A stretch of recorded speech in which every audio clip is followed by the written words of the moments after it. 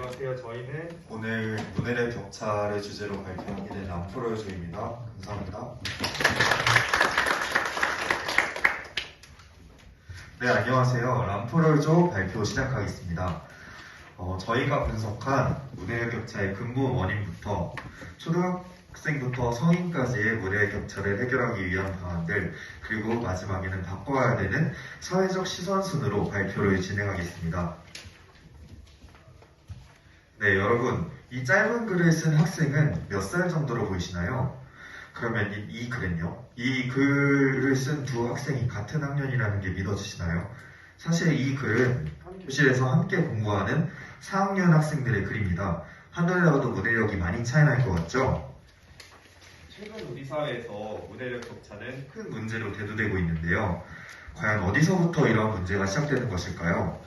사실 문해력은 유치원에 다니는 아이인 만 5세부터 형성되기 시작합니다. 격차는 금방 벌어져서 초등학교에 입학하는 8세 수준이 되면 1학년 학생들은 만 3세에서 8세 수준까지 다양한 격차의 문해력을 가지게 됩니다. 그리고 한 번 늘어난 문해력 격차는 시간이 갈수록 점점 좁히기 어려워지는데요. 이를 매튜 이펙트라고 합니다. 하지만 현재 교육과정은 아이들이 다들 동일한 출발선에서 시작하고 있다고 가정하죠. 모든 학생들이 같은 내용을 1학년 때부터 배우니까요. 하지만 당연히 내용을 따라오지 못하는 학생들이 처음부터 생기고 한글 교육 위주의 기계적이고 양적인 교육과정 속에서 그런 아이들은 교실 뒤편으로 밀려나게 됩니다. 그리고 밀려난 아이들의 격차가 또다시 벌어져서 그림과 같은 악순환이 벌어지는 것이죠. 이러한 악순환의 고리를 깨기 위해서 우리는 무엇을 해야 할까요? 저희는 적어도 학생들에게 동일한 출발점을 만들어주고 싶었습니다. 이미 확립된 정규 과정을 통째로 바꾸는 데는 한계가 있으니까요. 저희는 그래서 전라남도 교육청이 기초학력 전담교사제라는 제도에 주목을 했습니다. 기초학력 전담교사제는 22개 시군에 초등학교 정규교사 40명을 배치해서 문해력이 부족한 소수의 1, 2학년 학생들을 전담해서 방과 후 교육을 실시하는 제도입니다. 보통 한 반에서 5명 정도의 학생들이 교육을 받았는데요. 문해력만에 집중해서 교육하다 보니 학기 초에 자음과 모음도 다 완벽하게 몰랐던 아이들이 보시는 것과 같이 능력이 크게 향상했습니다. 보시면 완벽한 문장을 지금 본인들이 쓸 수 있을 정도로 발전을 했죠. 그래서 전라남도는 이 제도로 정부혁신 경신대회, 경진대회 대상을 수상하기도 했습니다. 하지만 이 제도에는 몇 가지 한계점이 있습니다. 전담교사의 전문성이 떨어지고 담임교사에 비해 전담교사의 역할이 상대적으로 작다는 비판이 있었는데요. 이러한 한계점을 해결하기 위해서 우선 기초학력 전담교사제를 전국적으로 확대하는 한편 1, 2학년 대상 교육을 6학년까지 확대하는 방안을 생각했습니다. 둘째로 기존 문해력 교육 연수만을 받고 전담교사로 투입되었던 선생님들을 석사 이상의 정규교육을 받게 함으로써 전문성을 제고하는 방안을 생각해 보았습니다. 셋째로 정규 교육과정에 전담교사의 역할을 추가하는 것입니다. 개정 8차 교육과정 시안에는 보시다시피 창의적 체험활동 34시간을 국어 시간으로 재분배한다는 내용이 담겼는데요.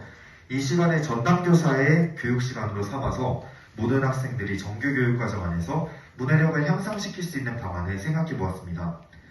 그리고 방과 후 교육에서 전담교사와 함께 미리 내용을 공부했던 학생들이 정규 시간에 도우미 선생님 역할을 하면서 부재난 학생들의 자신감을 높이고 낙인효과를 줄이는 한편 복습 효과도 주는 일석삼조를 누릴 수 있다고 생각했습니다.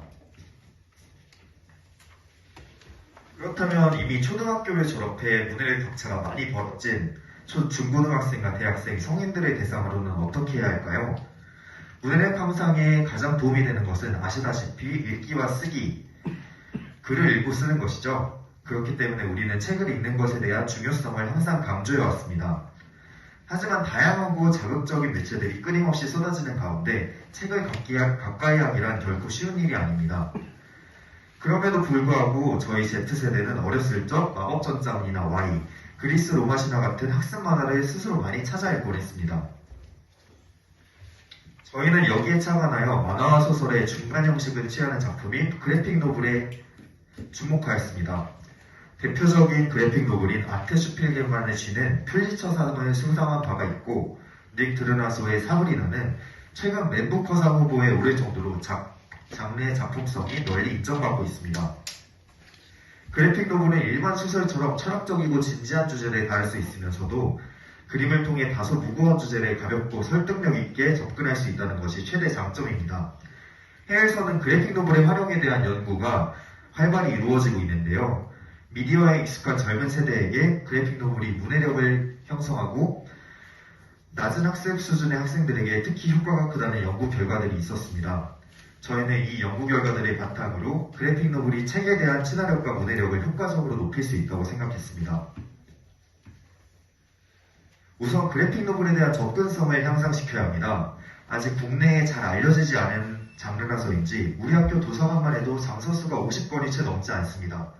그래픽 노블에 장려하기 위해서는 양질의 서적을 각 학교와 지역 도서관에 충분히 공급하고 그래픽 노블 코너를 눈에 잘 띄는 곳에 둠으로써 접근성을 높일 수 있습니다. 그런 뒤 그래픽 노블에서 흥미로운 부분을 발췌해서 눈에 띄는 곳에 게시해 본다면 어떨까요? 우리 학교에서는 상상파크나 글쓰기 센터 홈페이지, 학식당 도서관 등에 이렇게 게시판들이 있는데요. 이러한 방안들을 사용하면 많은 사람들이 일상 속에서 자연스럽게 그래픽 노블의 존재를 접할 수 있을 것입니다. 더 나아가 그래픽 노블을 활용한 다양한 프로그램들을 진행한다면 학생들의 문해력을 손쉽게 향상시킬 수 있다고 생각합니다.